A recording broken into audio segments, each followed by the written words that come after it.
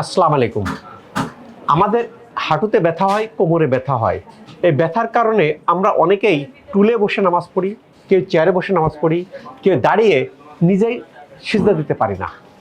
এই জটিলতা, হাঁটু ভাঁজ করা যায় না, এই জটিলতাগুলো থাকে। এবং আমরা কেউ কেউ নিচেই বসলি সাপোর্ট ছাড়া উঠতে পারি না, অর্থাৎ সাপোর্ট লাগে। আগে কি অসুবিধা হয়েছিল? ব্যথা কোথায় ছিল? হাঁটুতে ছিল, কোমরে ছিল। তখন আমি বসলে উঠতে পারতাম না, মানে ইয়া করে। নামাজ পড়তেন কিভাবে? নামাজ পড়তাম চেয়ারে বসে পড়তাম, চেয়ারে বা টুলে? তুলে বসতাম। কতদিন যাবত টুলে বসে নামাজ পড়ছে? এই 2 বছরের মতো। 2 বছরের মতো। আর বসলে উঠতে সাপোর্ট লাগতো? হ্যাঁ, আমি এখন নামাজ পড়তে পারি, যাই নামাজে আবার উঠতে পারি। যার মধ্যে উঠা যায়, বসা যায়। এখন আর টুল বা চেয়ার লাগে না, বসলে কি উঠা যায়? হ্যাঁ, বসলে বসেন তো, বসতে পারি। ওঠেন। এই যে তো জটিলতাগুলোকে অনেকে আসলে কি স্যার ভালো হয়?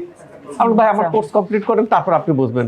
অনেকে কি দীর্ঘদিন যাবত চেয়ারে বসে বা টুলে বসে নামাজ পড়ছেন, তাদের বিশ্বাস করতে কষ্ট হয় যে এই যেহেতু রোগী আবার স্বাভাবিক অবস্থায় দাঁড়িয়ে বসে সবাই যেভাবে নামাজ পড়ে সেভাবে পারবেন কিনা।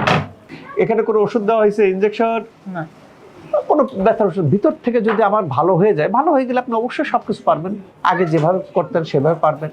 কাজে যাদের এই যে জটিলতাগুলো আছে, নি জয়েন্টে ব্যথা আছে, কোমরে ব্যথা আছে, যারা দাঁড়িয়ে বসে নামাজ পড়তে পারে না, হাঁটু ভাঁজ করতে পারে না, লো কমোড ইউজ করতে পারে না, তাদের একটা চিকিৎসা আদর্শ স্থান শশী হাসপাতাল।